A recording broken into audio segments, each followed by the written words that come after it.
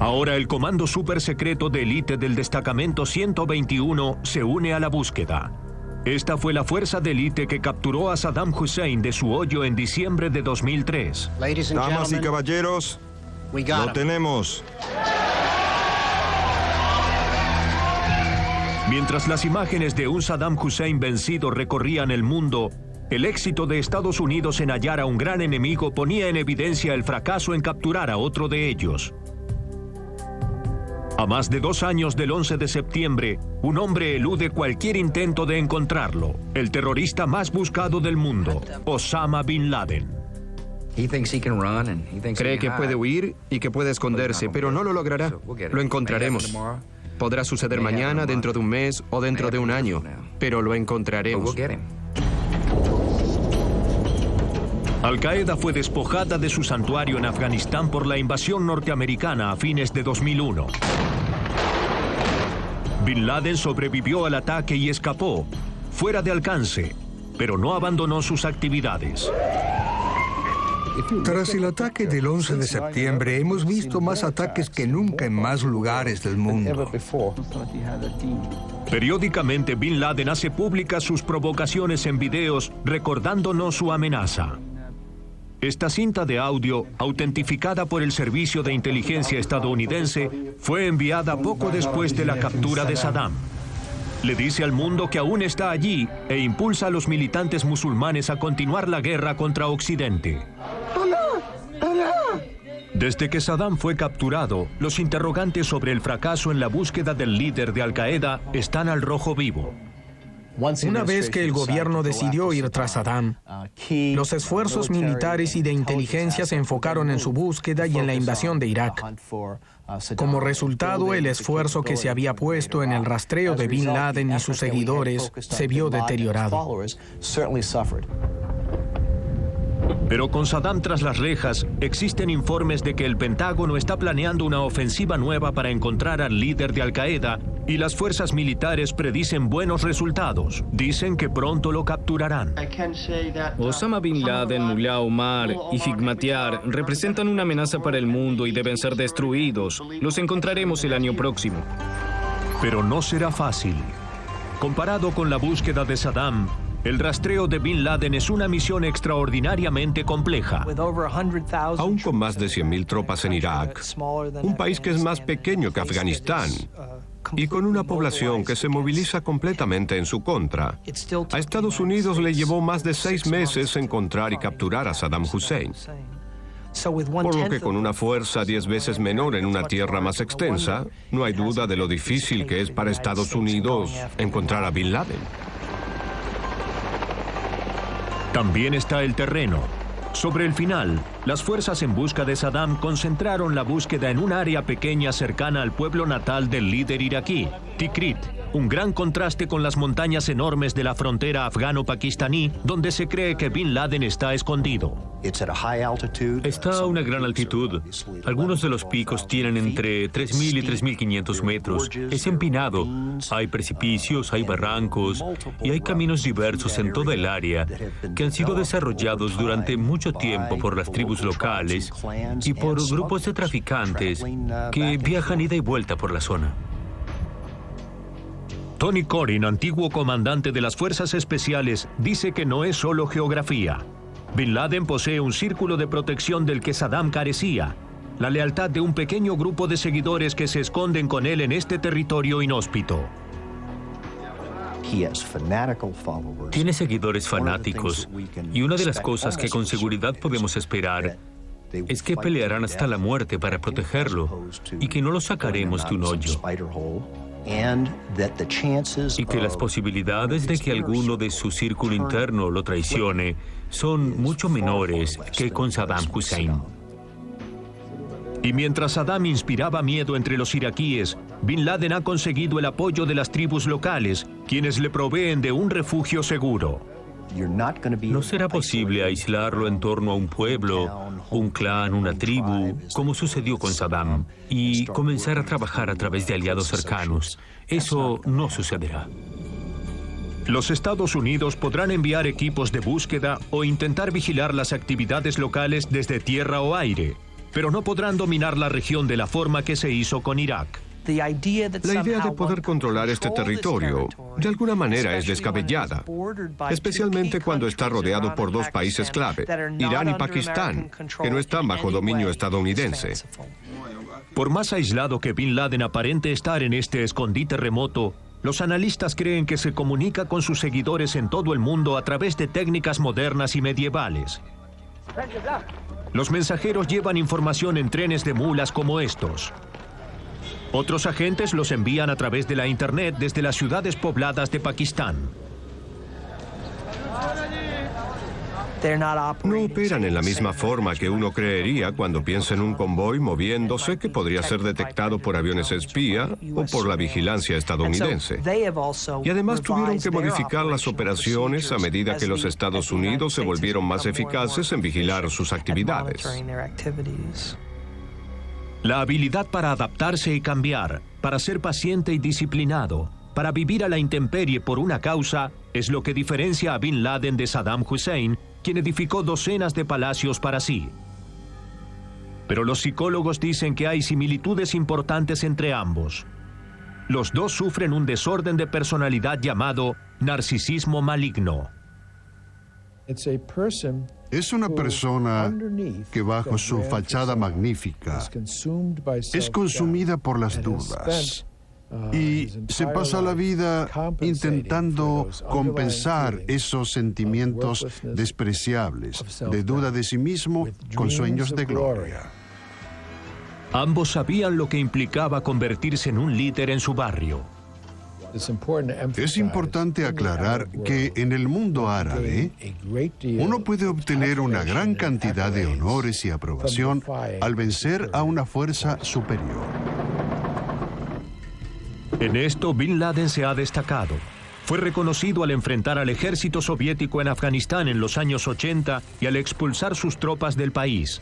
El éxito que obtuvieron les confirmó que él tenía una línea directa con Dios y le confirmó también a él que tenía una misión especial. En pocos años el objetivo de Bin Laden sería un enemigo muy diferente: los Estados Unidos. El primer ataque en suelo estadounidense, la bomba en el World Trade Center en 1993, fue un precursor del 11 de septiembre. Cada ataque convenció a los seguidores de Bin Laden de que tenía una misión mesiánica divina. Cada ataque lo convenció a él mismo de que su vida iba más allá de su persona y se convenció de que tenía una misión divina. Existe un respeto hacia la presencia de un líder cuando, ya sea bueno o malo, entra en una habitación. Él tiene eso. John Miller es uno de los pocos periodistas occidentales que entrevistó a Bin Laden. Ahora Miller lidera la división antiterrorismo en el Departamento de Policía de Los Ángeles. El encuentro fue en Afganistán en mayo de 1998. Ahora, al igual que antes, creo que cumple con cada palabra que dice. Miller cree que Bin Laden juega con la audiencia eficazmente. Cuando le preguntó cómo podía justificar el primer atentado al World Trade Center, esta fue su respuesta. Dijo, me sorprende una pregunta como esa de alguien estadounidense. Ustedes, estadounidenses, culpables de Hiroshima y Nagasaki, ¿no había niños y mujeres inocentes allí? ¿No había civiles? Como inspiración entre los militantes musulmanes, Bin Laden no tiene par. El éxito de Al Qaeda y su líder Bin Laden fue lograr que otros grupos se preocuparan más allá de los problemas locales propios, que pensaran en términos de un yihad global contra los Estados Unidos y el mundo democrático. Al expandirse el yihad, Estados Unidos se acerca más a Al Qaeda cuando recoge información de inteligencia de documentos e interrogatorios a líderes de Al Qaeda y de las tácticas aprendidas al buscar a Saddam. Lugar allí. Creo que hoy Estados Unidos está más cerca que nunca de atrapar a los líderes de Al Qaeda y a Bin Laden. Pero cada día que Osama Bin Laden pasa en libertad es una victoria para el yihad global. Durante años, los líderes de Al Qaeda han llevado a los Estados Unidos a una cacería sin sentido. Pero hubo encuentros cercanos que fueron revelados hace poco.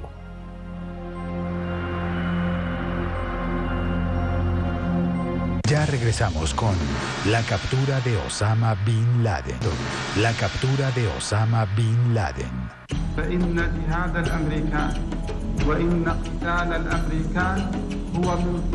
Mucho antes de convertirse en el terrorista más buscado del mundo, Osama Bin Laden fue rastreado por el gobierno de los Estados Unidos. Tan buscado que en los años 90, la CIA tramó una serie de misiones secretas en Afganistán para capturar, secuestrar e incluso matar al líder de Al-Qaeda. Había decenas de personas en el gobierno de Estados Unidos contratadas para buscar a Osama Bin Laden. En ese momento yo no lo sabía. Steve Cole, gerente de edición del Washington Post, es el autor de Guerras Fantasmas, un libro que detalla los intentos diversos de capturar a Bin Laden. Todas las operaciones y discusiones eran tan cerradas y secretas debido al uso de información secreta de inteligencia y agentes y otros detalles operacionales que el pueblo estadounidense ignoraba por completo estas campañas. Incluso ignoraban lo asustadas que estaban muchas de las personas involucradas debido a la amenaza que Bin Laden representaba. Cuando Bin Laden captó la atención de Estados Unidos por primera vez, el foco no era la guerra antiterrorista, sino la Guerra Fría. La CIA gastaba miles de millones de dólares en secreto para armar y entrenar al Mujahideen, un grupo de guerreros islámicos destinados a expulsar a la Unión Soviética de Afganistán. Los agentes estadounidenses en el lugar comenzaron a escuchar sobre un árabe adinerado que estaba financiando al Mujahideen con millones de dólares propios. Entre 1988 y 1989 comenzaron a hablar sobre un tal Bin Laden quien les estaba dando mucho dinero a los componentes más radicales del movimiento, pero a los comandantes afganos no les importó. Uno de estos agentes es Gary Sron, quien eventualmente supervisaría la mayoría de las operaciones para capturar a Bin Laden. En los 90, Sron no tenía idea de lo peligroso que Bin Laden se volvería. Sabíamos que era importante, puesto que tenía una chequera importante y era muy generoso. Para nosotros, él aún no parecía tener ese nivel de peligrosidad. Pero Bin Laden ya había comenzado a conspirar una campaña de terror contra los Estados Unidos. La bomba en el World Trade Center en 1993, la explosión en 1995 en el centro de entrenamiento de la Guardia Nacional en Riyadh, Arabia Saudita, y las bombas en 1996 en las Torres Khobar, un complejo de entrenamiento militar estadounidense en Daran, Arabia Saudita. Para entonces, Estados Unidos comenzaba a conectar los ataques con un grupo de terroristas misterioso vinculado con Bin Laden, llamado Al-Qaeda.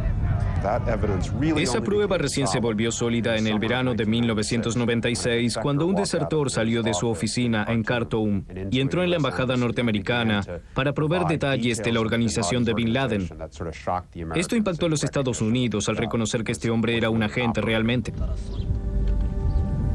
Bin Laden es desterrado de Arabia Saudita y Sudán.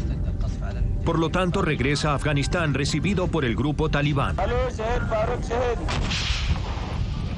El grupo fundamentalista islámico participaba de una guerra civil sangrienta por el control del país. Bin Laden llevó a su familia a un complejo llamado Tarnak Farms. Era un gran complejo amurallado de unas 40 hectáreas en las afueras del aeropuerto de Kandahar. Mullah Omar, el líder talibán, se lo otorgó a Bin Laden como cuartel para que Al-Qaeda comenzara a organizarse. Gary Sron, en ese entonces líder de la CIA en Islamabad, Pakistán, recibe órdenes del cuartel general de la CIA en Langley, Virginia, de elaborar un plan para capturar a Bin Laden.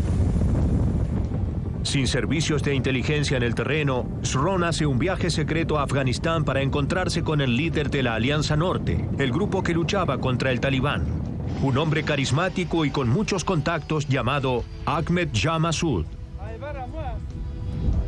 Fui con el objetivo de preguntarle a Massoud si accedería a cooperar con nosotros en nuestro intento de capturar a Bin Laden. Y la realidad es que él estaba en guerra contra el régimen talibán y Bin Laden estaba del lado de los talibanes y en su territorio, por lo que era muy difícil para él. Mientras Massoud tenía una política de no tomar prisioneros del régimen talibán o a Bin Laden, las órdenes de la CIA hacia Sron eran justo lo contrario.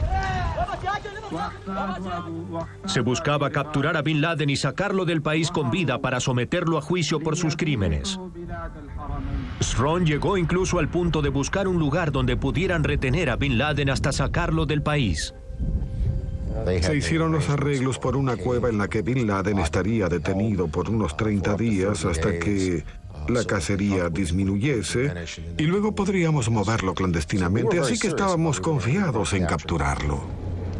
El primer plan en 1997 fue secuestrar a Bin Laden en uno de sus viajes desde o hacia Tarnak Farms. Los agentes del lugar mantenían vigilado el complejo, pero no podían predecir el momento en que Bin Laden se movería.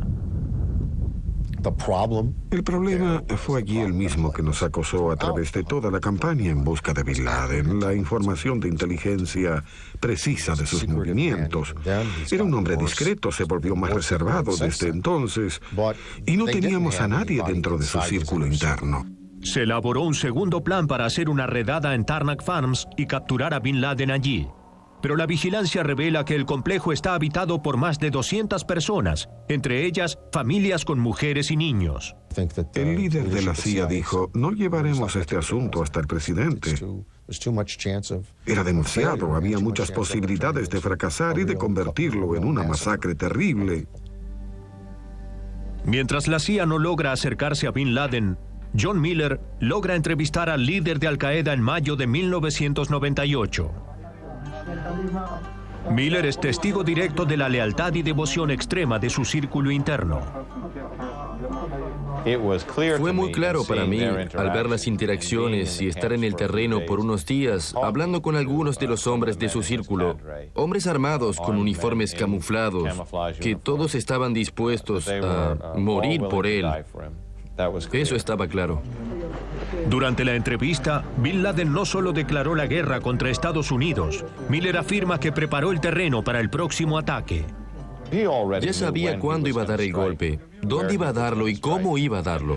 Eso fue esencialmente para adjudicarse el atentado con anterioridad y así ponerse en la mira de los Estados Unidos y decir, aquí estoy, soy un problema. El ataque sucedió justo 3 meses más tarde, el 7 de agosto de 1998, cuando vehículos bomba explotaron con minutos de diferencia en las embajadas norteamericanas en Kenia y Tanzania. Murieron más de 300 personas y otras 5.000 resultaron heridas. 2 semanas más tarde, el presidente Clinton ordenó disparar misiles de crucero contra Al Qaeda en Afganistán y hacia una supuesta planta de armas químicas en Sudán. También hubo órdenes nuevas para la CIA. El presidente Clinton firmó una serie de órdenes secretas que daban permiso e impulsaban a la CIA en la captura de Bin Laden. Se les permitía organizar operaciones de captura y matarlo en el curso de un arresto si era necesario. Pero ahora Bin Laden sabe que lo buscan. Abandona Tarnak Farms y comienza a moverse diariamente. En un momento se quedó en esta casa espaciosa en las afueras de Kabul. Un oficial afgano cuenta que Bin Laden durmió en esta habitación protegido por 20 guardias. Para Gary Sron, la información precisa es más difícil de obtener que nunca. Llegábamos siempre un día después. Podíamos decir dónde había estado el día anterior, pero nunca sabíamos dónde estaría esa noche. Y eso fue agotando cada uno de los recursos que teníamos. Cada una de las señales aéreas de inteligencia y también de inteligencia humana. Sron continuó trabajando con Massoud al norte de Afganistán y con agentes en tribus del sur para reunir datos sobre el paradero de Bin Laden.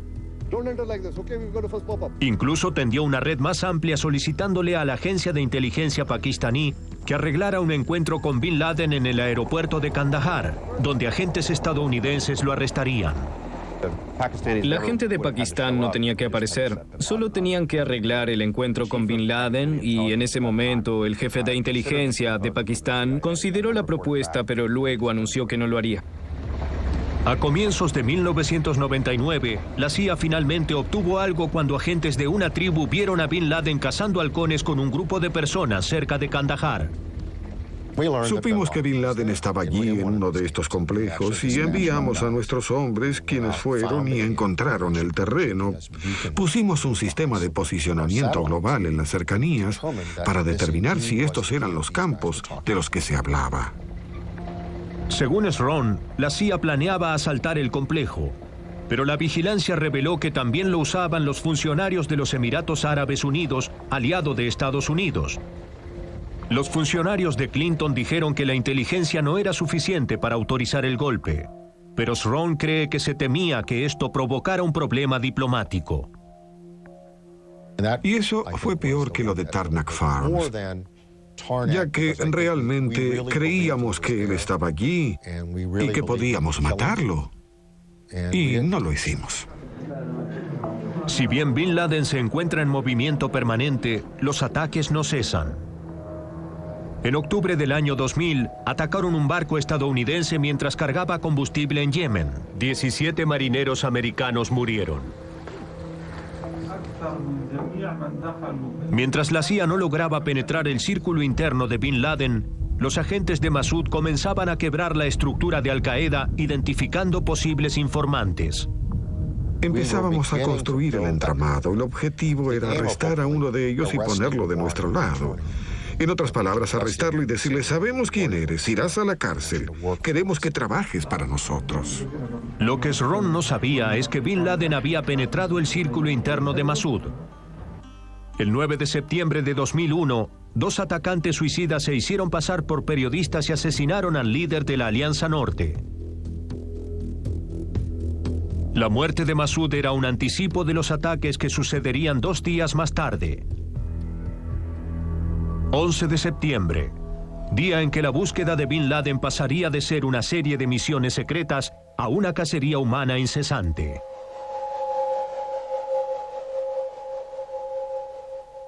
Ya regresamos con la captura de Osama Bin Laden.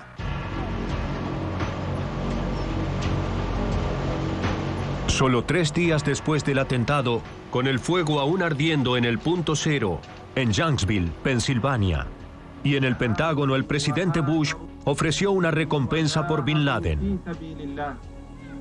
Quiero justicia. Había un antiguo cartel en el oeste que decía: buscado, vivo o muerto.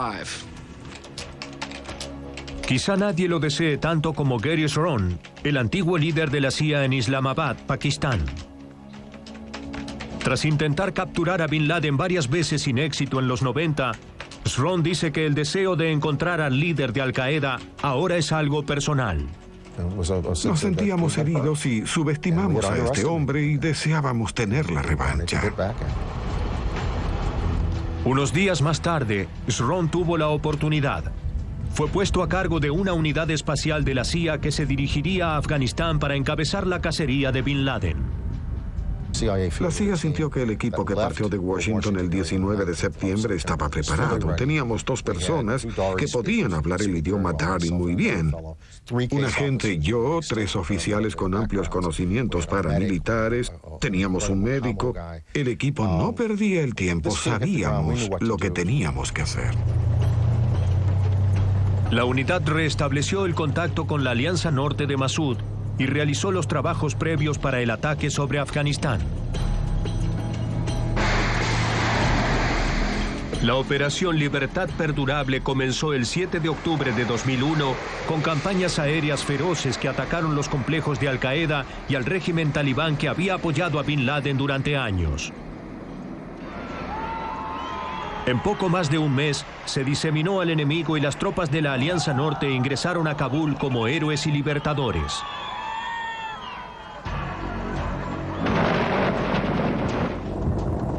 Pero mientras la operación avanzaba hacia el este, aún no se lograba encontrar a Bin Laden. Fue en ese punto, creo, que quizás debido a nuestra victoria rápida sobre el régimen talibán y la toma posterior de Kabul, nos sentimos demasiado confiados sobre nuestra capacidad para acorralar a las fuerzas restantes de Al Qaeda y capturar a Bin Laden. La búsqueda llegó hasta Tora Bora, donde se decía que Bin Laden y más de 1000 soldados de Al-Qaeda estaban escondidos dentro de un complejo de cuevas y túneles en las montañas del límite con Pakistán.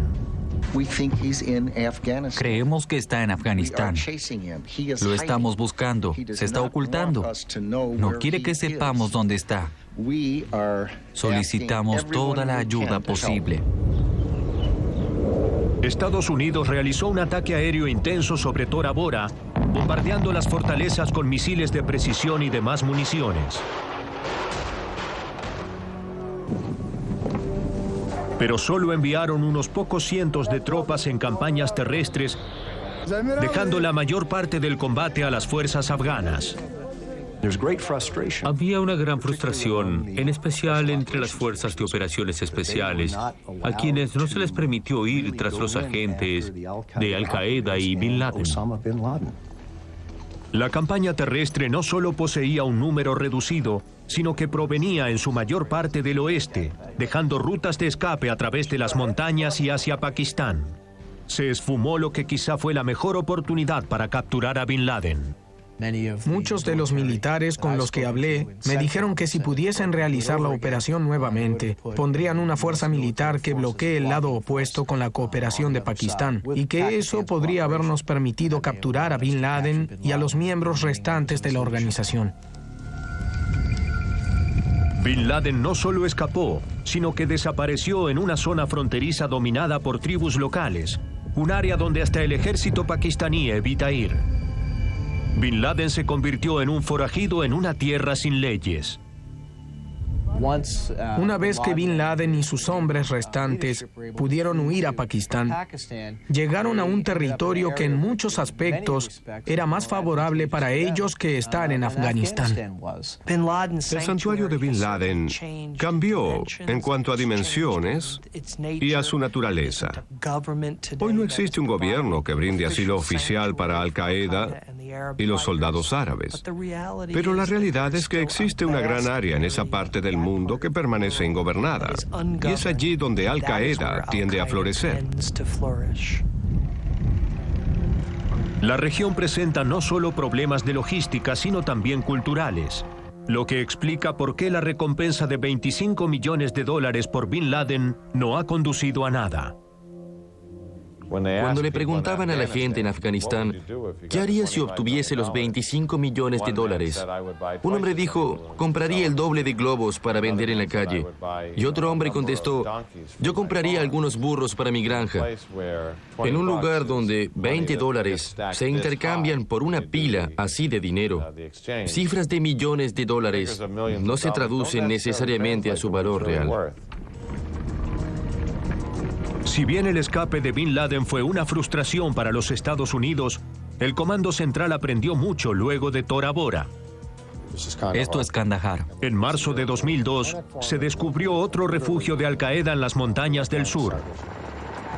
Esta vez, más de 3000 tropas de la coalición rodearon el área durante la Operación Anaconda. Se rastreó al enemigo. Se puso gran énfasis en el uso de fuerzas especiales. Soldados de élite de la Armada, la Marina y la Fuerza Aérea entrenados para ir tras objetivos de alto valor. Las fuerzas recibieron dos instrucciones diferentes, conocidas como campañas blanca y negra. Lo que se hizo fue una especie de combinación. La campaña blanca o abierta, que venía del oeste, esencialmente para cerrar todas las vías de escape de Al-Qaeda y la actividad talibán en Waziristán y al este de Afganistán. Y la campaña negra, con fuerzas clandestinas que venían del oeste, que era esencialmente una cacería humana con la intención de rastrear a cualquier miembro de Al-Qaeda. Los equipos se destacan no solo por la variedad de habilidades, sino también por la reacción rápida. Parte de esta información, si bien era precisa, también era muy perecedera. Por lo que la habilidad para recibir la información de inteligencia, evaluarla y elaborar un plan rápidamente y dar con el objetivo dependía mucho del tiempo. La respuesta rápida dio frutos a fines de marzo de 2002, cuando las fuerzas especiales capturaron durante una redada en Pakistán a Abu Zubaydah, el tercer hombre en la cadena de mando de Al-Qaeda. El arresto fue el primero de varios que se sucederían en los meses siguientes, lo que resaltó la importancia de tener a Pakistán como aliado en la lucha contra el terrorismo. Arrestamos al menos a 500 agentes de Al-Qaeda en Pakistán con la cooperación del gobierno y el servicio de inteligencia de Pakistán. Eso fue en una de las áreas pobladas, las ciudades. Pero en las localidades tribales teníamos dificultades. Bin Laden lo sabía y por eso permanecía aquí. Si bien Bin Laden continuaba eludiendo las fuerzas norteamericanas, parecía cercado en una región relativamente pequeña. Ya estábamos cerca, habíamos afectado la organización, aún estaban en actividad, tenían grupos en otros lugares, pero la estructura en esa área, la frontera entre Pakistán y Afganistán, se reducía cada vez más como para que ellos operasen. Pero al ajustarse la cuerda, el ejército debe prepararse para una guerra contra Irak. El Pentágono se ve forzado a planear campañas para dos frentes distintos. Muchas personas ven al ejército y los servicios de inteligencia como cuentas interminables de las que siempre pueden retirar dinero. Pero los recursos son limitados. No todo lo que necesitábamos para este tipo de operación estaba disponible, por lo que tomamos algunos de esos recursos y los llevamos a Irak. Nuestros esfuerzos contra Al-Qaeda en la frontera afgano-pakistaní se vieron afectados. Si bien la guerra en Irak era una misión corta, les llevó 9 meses y algo de suerte a las fuerzas de coalición capturar a Hussein.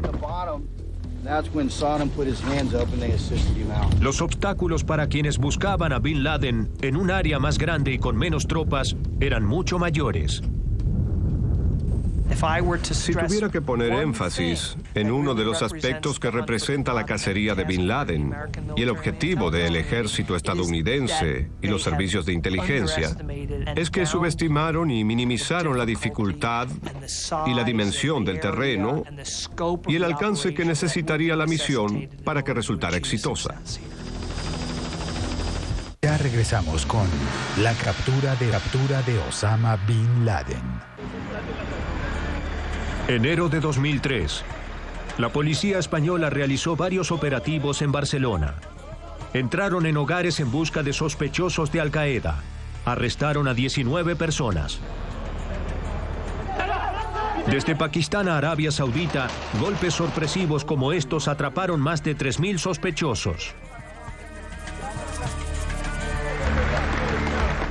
En su congreso anual, el presidente aseguró a la nación que hubo progresos en la guerra contra el terrorismo.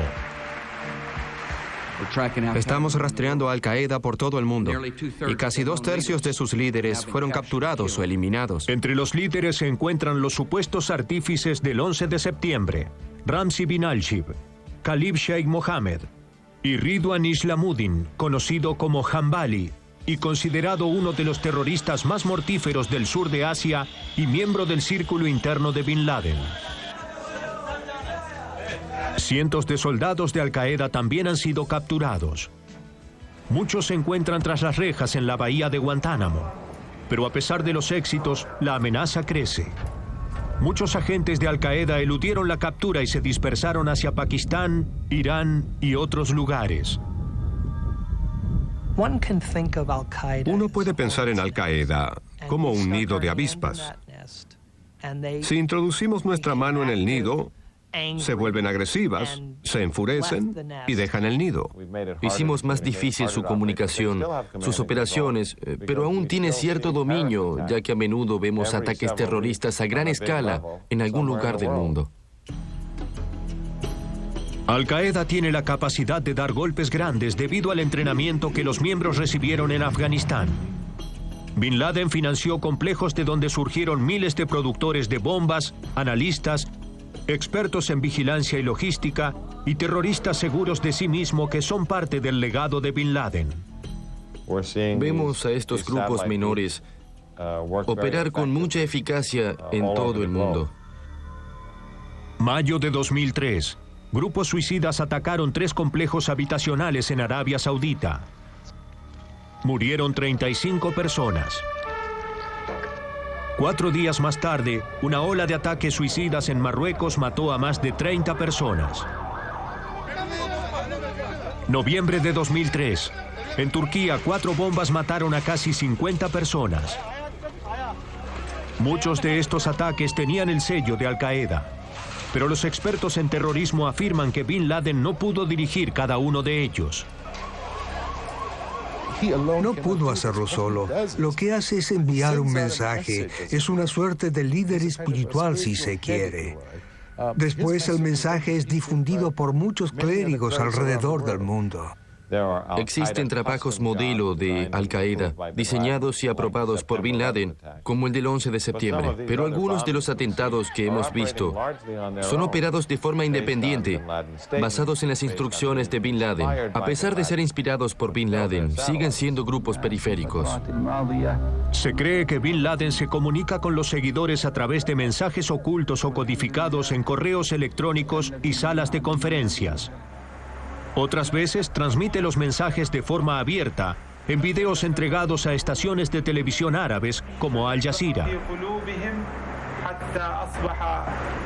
Cada tanto envía otra grabación, otra guerra santa, otro mensaje, otra amenaza. Y si lo hace para provocar terror entre los estadounidenses, con tan solo escuchar su voz, o si es un mensaje para sus seguidores, no lo sé. Pero probablemente sea un poco de ambas. Las cintas llegan a los militantes musulmanes de todo el mundo. Si bien Estados Unidos le dio un gran golpe a Al-Qaeda al capturar a muchos líderes y seguidores, otros grupos terroristas del mundo crecen con fuerza. El movimiento Yihad está compuesto por muchos grupos terroristas que son autónomos. Tienen liderazgo propio, financiamiento propio y personal propio. Una serpiente con muchas cabezas. La cara más visible de esa serpiente puede estar en Irak, en una insurgencia incesante contra las tropas estadounidenses e iraquíes que trabajan en conjunto. Algunos analistas creen que los atentados suicidas y otras tácticas similares son realizadas por Al-Qaeda o inspiradas por el grupo. Ahora existe una gran presencia de Al-Qaeda en Irak. Fue una gran arma de reclutamiento de seguidores. Y lo que vemos son cantidades de militantes de bajo nivel de Mujahideen y otros yihadistas que vienen a Irak para intentar arremeter contra Estados Unidos. A principios de 2004, funcionarios estadounidenses dijeron haber encontrado pruebas de las intenciones de Al-Qaeda en Irak. Un documento escrito por un agente llamado Abu Musab Zarqawi. En el documento, Zarqawi solicita la ayuda de los líderes de Al-Qaeda para fomentar la división de Irak y también la guerra civil. La estrategia es la guerra de guerrillas, para provocar el derramamiento de sangre y la división del país. Mientras que aún no hay pruebas de que Irak haya sido un caldo de cultivo de las actividades de Al-Qaeda durante el gobierno de Hussein, hay un acuerdo generalizado de que la invasión norteamericana trajo consecuencias imprevistas. Le dio al movimiento global Yihad un llamado para congregarse. Y Al-Qaeda y sus seguidores creen que nos pueden hacer en Irak lo que no pudieron hacer en Afganistán luego del 11 de septiembre. Crear una situación en la que perdamos soldados con frecuencia, donde nuestra voluntad política sea amenazada y la población de Irak se vuelva en nuestra contra. Irak pudo haberse convertido en una herramienta importante de reclutamiento para Al-Qaeda, pero mientras Bin Laden esté en libertad, él es el arma más potente de Al-Qaeda. Su imagen, más eficaz que cualquier bomba, inspira a millones de seguidores. Diciembre de 2003. Los temores de una nueva oleada de ataques en suelo estadounidense atraviesan la nación. Informes de inteligencia revelan un nivel alto de sospechas debido a mensajes a través de Internet. El Departamento de Defensa eleva su alerta de amarilla a naranja, el segundo nivel más alto. Los indicadores estratégicos que incluyen la voluntad de Al-Qaeda de realizar ataques contra nuestra patria son hoy quizá más elevados que en cualquier otro momento desde el 11 de septiembre. Para el año nuevo de 2004, se envían científicos a 6 ciudades de Estados Unidos bajo sospechas de un ataque. Se cancela una serie de vuelos programados hacia Estados Unidos, lo que se suma al nerviosismo en los hogares. La información que tenemos indica que grupos extremistas están anticipando ataques a mediano plazo, que según creen superarán los ataques llevados a cabo en Nueva York, el Pentágono y los campos de Pensilvania. Finalmente, la temporada transcurre sin incidentes. El nivel de alerta disminuye. Mientras el Pentágono prepara a las tropas para la ofensiva, funcionarios militares sostienen que las horas del terrorista más buscado del mundo están llegando a su fin. Se diseñaron varias operaciones que llevaremos a cabo aquí en los primeros 6 u 8 meses del año. Buscaremos a los líderes de las organizaciones terroristas.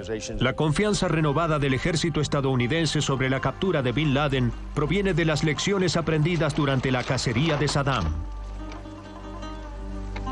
El trabajo de inteligencia y las investigaciones meticulosas dentro de la red de amigos y familiares en torno al líder iraquí fue lo que condujo a su captura. El analista militar William Arkin dice que se está aplicando el mismo esfuerzo a la búsqueda de Bin Laden. Al cerrar poco a poco los círculos, divisando a los mensajeros y los seguidores de nivel medio y las fuentes de alimento y transporte, poco a poco construyes una imagen de cómo es la red. Mientras puedas mantener un buen cordón sobre el área, podrás tener éxito. Y eso es lo que sucedió con Saddam Hussein. La mayoría de los analistas cree que Bin Laden se oculta en estas montañas, pero no todos están tan seguros. El mejor lugar para ocultar un árbol es en el bosque. En el desierto, un gran árbol como Bin Laden se destaca. Pero tras su encuentro con Bin Laden, John Miller elaboró otra teoría. Yo creo que sería mucho más difícil para él manejar las operaciones con mensajeros que cruzan el desierto inmenso, donde cualquier movimiento se percibe más, que si se escondiese en una ciudad bulliciosa, donde todo se está moviendo permanentemente. En defensa de su teoría, Miller señala que no arrestaron a los líderes de Al-Qaeda en las cuevas de Afganistán. A Abu Zubaydah lo encontraron en una ciudad de Pakistán. Era uno de los agentes principales de Al-Qaeda y quien reclutaba seguidores. A Ramzi bin al-Shib lo encontraron en un departamento de una ciudad pakistaní tras un tiroteo extenso con la policía. Khalid Sheikh Mohammed, líder y planificador, también se ocultaba en una ciudad pakistaní. Desde el 11 de septiembre, Pakistán se ha convertido en un aliado importante, aunque frágil, de los Estados Unidos en la búsqueda de Bin Laden. El ejército pakistaní ha trabajado activamente en la frontera con Afganistán. Hace lo que puede para vigilar el terreno hostil. Somos eficaces en eso. Estamos observando y escuchando. El ejército pakistaní intenta negarles asilo a otros soldados de Al-Qaeda al negociar con las tribus locales, quienes han controlado esta región por siglos. El ejército está creando rutas y hospitales y se espera la cooperación de las tribus. Se les advirtió que si brindaban refugio a los terroristas, serían castigados. Si nos enteráramos de que esconden a alguien, habrá repercusiones severas. Incluso al proceder la cacería, surgen rumores de que el estado de salud de Bin Laden es grave, que sufre problemas de riñones y que está herido. Estados Unidos intenta deducir todo lo que puede de los interrogatorios a los detenidos junto con las operaciones encubiertas. Se está haciendo mucho al respecto, muchas operaciones. Se reúne gran cantidad de información, hay técnicas, se usan técnicas secretas para juntar información. Y hay una sensación entre los involucrados de que Estados Unidos se está acercando a Bin Laden. Esencialmente nos hemos asegurado de que Bin Laden jamás abandonará el área al este de Afganistán y al oeste de Pakistán. Y gracias a esa virtud y al compromiso por parte de los Estados Unidos de permanecer allí, tarde o temprano, las figuras clave de la estructura de Al-Qaeda serán capturadas. Y tarde o temprano, nos conducirá a la captura o muerte de Osama Bin Laden. Quizá la captura de Bin Laden no ponga fin a la militancia musulmana terrorista, pero sería de una gran importancia simbólica para los Estados Unidos y les quitaría a muchos terroristas alrededor del mundo su fuente de inspiración, la cara de Osama Bin Laden.